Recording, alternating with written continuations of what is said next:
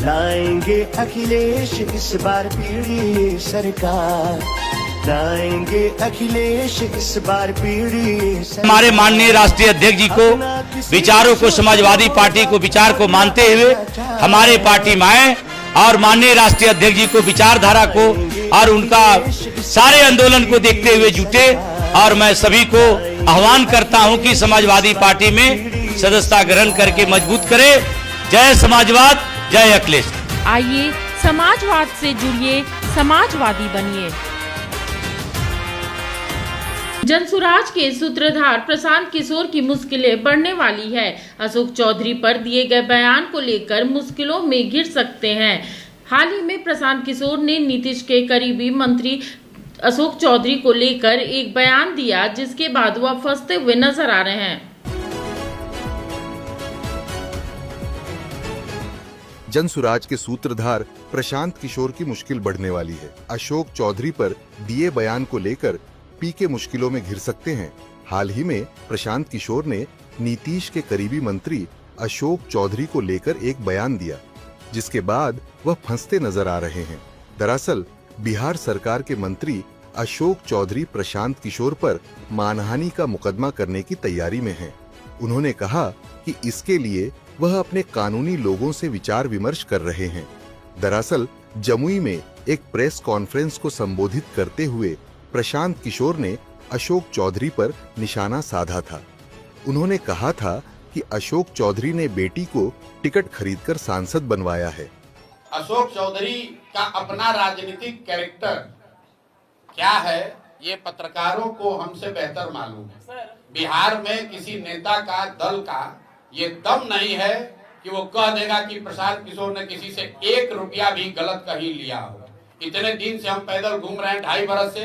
डंके की चोट पर जो कहते हैं, जिसको दम है आकर चेक कर लो, अगर कुछ गलत हो तो पकड़ लो। हम एमएलए एमपी नहीं है, बालू शराब माफिया का काम नहीं करते हैं, ठेकेदारी नहीं करते हैं, किसी से घूस नहीं लेते हैं।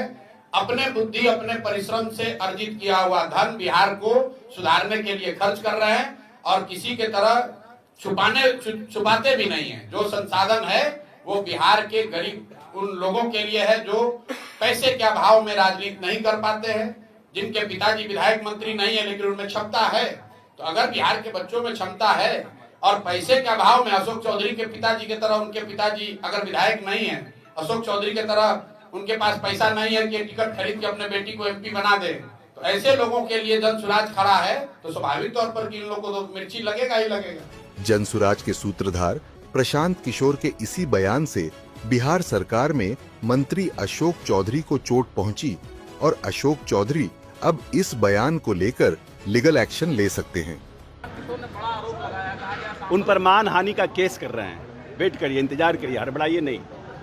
प्रशांत किशोर ने जो कहा है उनके ऊपर मानहानि का तैयार हो रहा है लीगल केस, उनके ऊपर केस लड़ेंगे।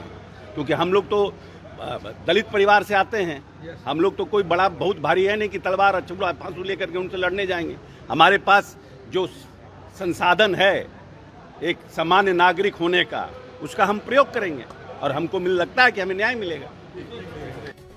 आपको बता दें कि पहले अशोक चौधरी ने प्रशांत किशोर की पार्टी पर फंड को लेकर सवाल किया था, जिसके बाद प्रशांत किशोर ने सीधे अशोक पर पैसे लेकर बेटी के लिए टिकट लेने का बड़े डिद्धा आरोप लगा दिया। प्रशांत किशोर का बयान अशोक चौधरी के बयान के बाद आया। अब देखना है कि दोनों नेताओं के बीच बयानों की बात क्या कोर्ट तक जाती है या नहीं। आदिवासी समाज के संघर्ष की कहानी। बंजो ओना रे बंजा, ओना रे आना रे ओना रे बंजा।